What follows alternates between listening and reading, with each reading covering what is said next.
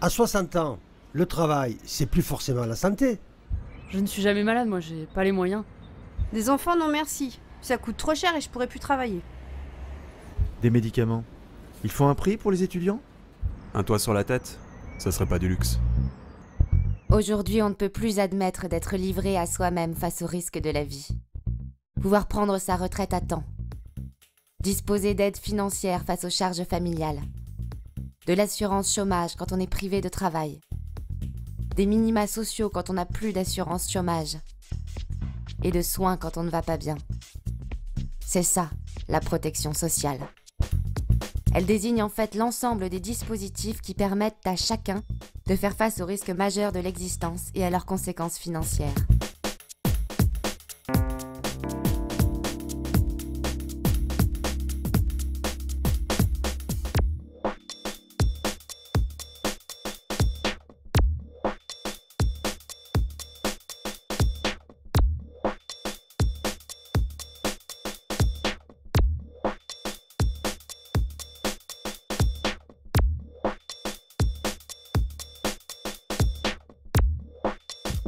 Ces dispositifs sont basés sur la solidarité entre salariés et retraités, entre malades et bien portants, entre avec et sans emploi, entre avec ou sans charge de famille. Bref, à un moment donné, entre ceux qui sont exposés à ces risques et ceux qui n'y sont pas, ou pas encore exposés. C'est ainsi que tout au long de notre vie, nous sommes protégés, et nous sommes tous les acteurs de cette solidarité. Après tout, c'est normal, naturel. C'est une question de dignité humaine, de droit. C'est même dans la Constitution.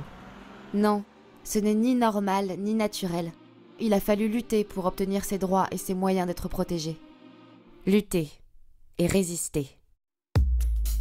Car c'est de la résistance que nous vient le pôle dominant de notre système de protection sociale.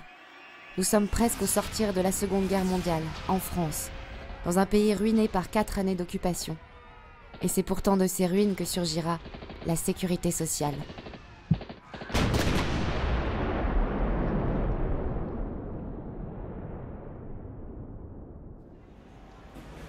Qu'est-ce qui change exactement?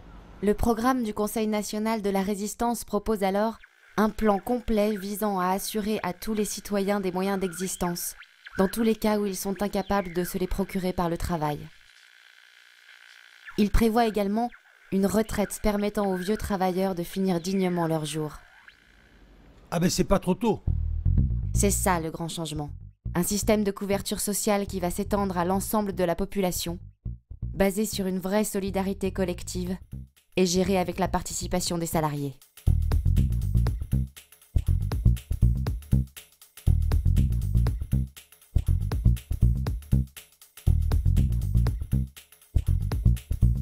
Mais depuis quelques décennies, machine arrière.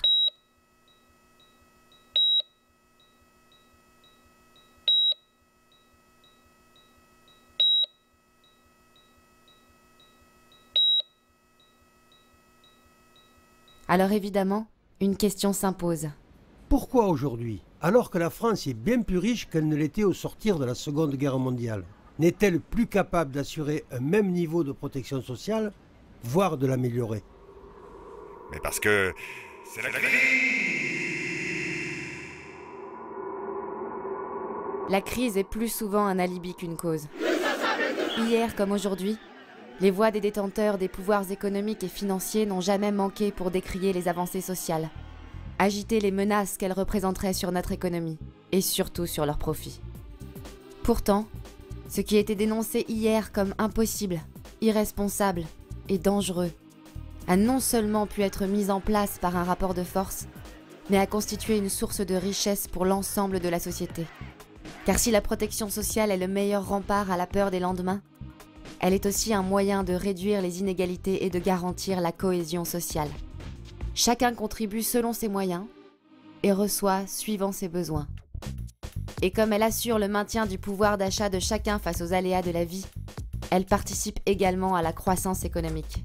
Au final, la protection sociale est donc tout autant nécessaire à la bonne santé de l'individu qu'à celle du pays.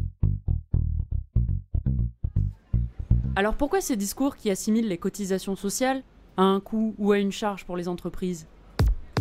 En fait, les cotisations sociales ne pèsent pas tant sur la compétitivité des entreprises que sur le niveau de leurs profits, ce qui n'est pas tout à fait la même chose. N'oublions pas que l'ensemble des cotisations consacrées à la sécurité sociale est le fruit du travail. Ah bon, et les charges patronales alors?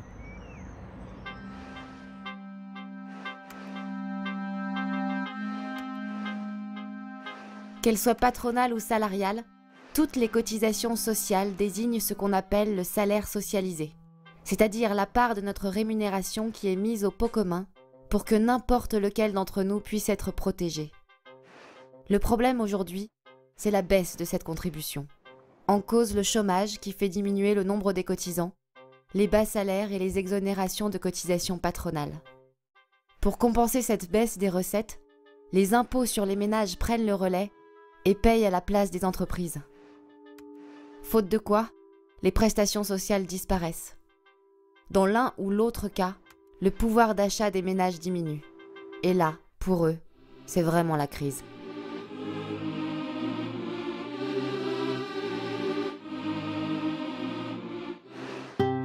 Notre protection sociale et son financement doivent donc continuer à être liés au travail. C'est le travail qui est créateur de richesses. Et la protection sociale fait partie de ces richesses. C'est pourquoi son financement et son amélioration ne peuvent faire l'économie d'une politique de lutte contre le chômage et d'amélioration des salaires.